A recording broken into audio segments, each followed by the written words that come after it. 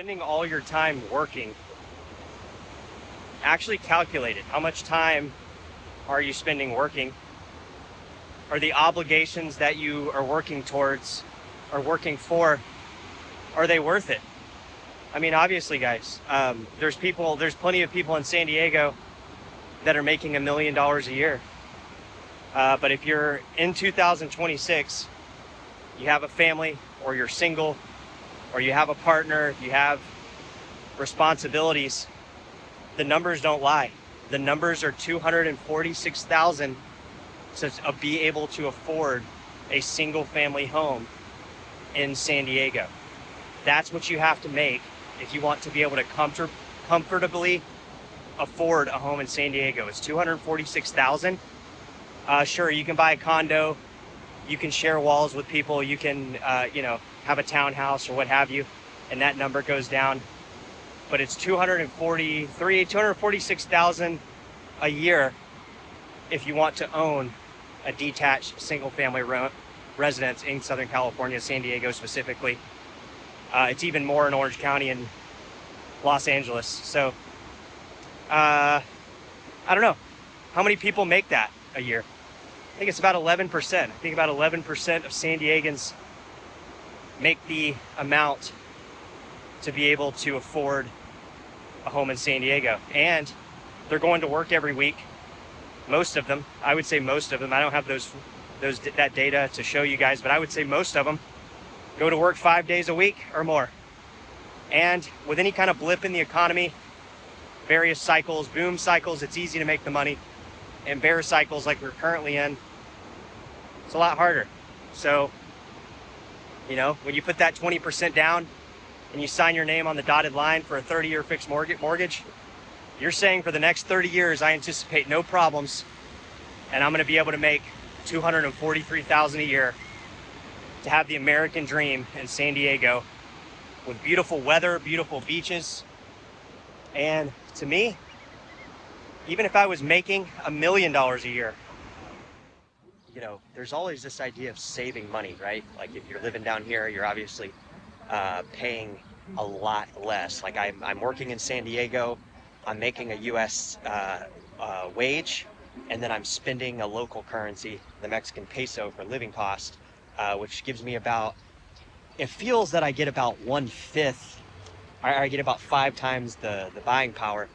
But I'm also going to talk to you about kind of the most important part. One of the best aspects of doing this is not the actual, well, it is the actual cost savings, but also the amount of time it allows me to do other activities, guys, because, time is one thing we can't get back. It doesn't matter how much money you make, how much money you have, how much money you spend, how much you can't get more time back. And, that at the root core, I think, is probably the most important thing that any of us on this planet have, is the time that we have and what we choose to do with that time. And for me, I like really spending time with my best friend. And, basically, kind of where I'm going to push this video is a couple months ago, my best friend got diagnosed with kidney disease. And he's getting older. We always buy into the intention that we're doing the best for our friend. And a couple months ago, he got diagnosed with kidney disease. I noticed he was going to the bathroom a lot, he was urinating a lot. And the funniest part about this is he's never had dog food. I've been cooking him food for the entire life. However, I was giving him too much protein. It was stripping his nephrons, I think it's called, on his kidneys. So we got some blood work done. The veterinarian concluded that based on his creatine levels and some other various aspects of the test, that his kidneys were damaged. Now it is good to note that his kidneys are in the mild stage, or not mild, but stage 2, at the beginning of stage 2. So with proper diet and a change of his diet, it's very likely that he will recover, but there's no guarantee of that, right? His kidneys could continue to fail, and within a couple months to a year, he could leave this planet. So, with this, in this video, let's just talk about what do I do now that I have so much time?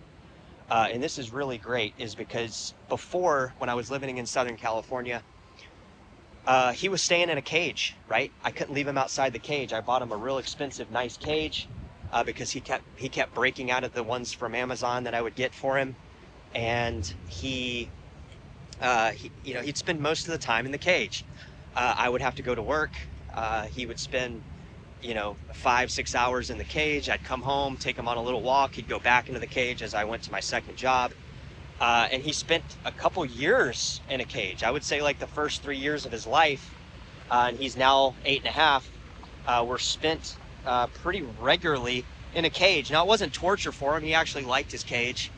He was able to, hang out there, and it was comfortable. But now, I mean, check it out, guys. Look at what we're doing now. We're enjoying the day.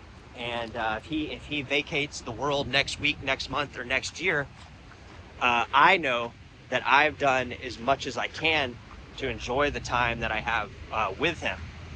And he really is my best friend. I mean, I'm not going to get all teary and crying. We all get dogs, and we understand that their lifespans are generally short, and we're never ready for them to end. Everybody wants their dog to live forever, and they're such a huge part of your life and things like this. But I came to the conclusion that he will not likely live his full life. So at most, he really only has about 3 to 4 years. I mean, that would be kind of good in a good scenario. Really, he could only have about a year. And, I try to take him running, and I'm really able to maximize the time. And that's where we're going to take the video right now, is living down here in Playas de Tijuana, and working in San Diego, and able to basically commit this geo-arbitrage on a daily basis, on a weekly basis, on a monthly basis. I am able to maximize my time. And I mean, guys, who wouldn't want to live here? A lot of people in the comments have been talking about various things, positive and negative. There's some negatives I guess we should bring up. Is there's this some people have been saying, man, don't jump in the water, don't jump in the water. The sewage down there is crazy. That actually is true. It's the same in San Diego, though. You really got to go all the way up to like Ensenadas or past Coronado. The same water that's flowing right here, guys, is the same water that's flowing right over there in downtown San Diego. And I don't really go in the water here anymore anyways. In California anyways, the water's freezing. The ocean is very cold. It's not like Miami or southern Mexico or anything like that. So there's not really like this huge need to want to jump in the water ever. Even in Southern California, you don't see a lot of people in the water. Now, I do see surfers down here, not as regularly as Southern California, but they are down here. And guys, it's not like you're in there drinking the ocean water. I mean, if you don't have a weakened immune system or, something going on, I would say the water's fine to jump in down here, regardless of what people say. We might even do some sample reports later and kind of break this down for you, but there's not any substantial, I don't find that there's a substantial risk, guys. Keep your mouth shut and don't drink the ocean water is kind of what I think.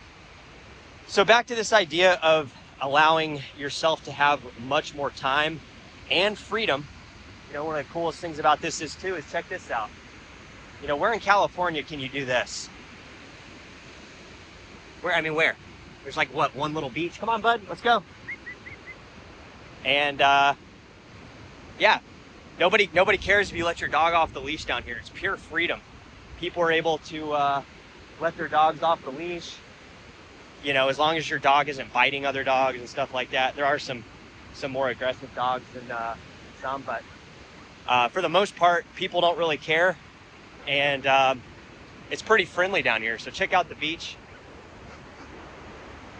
Today's Wednesday. Actually, it's Wednesday. And we're down here going on our little run.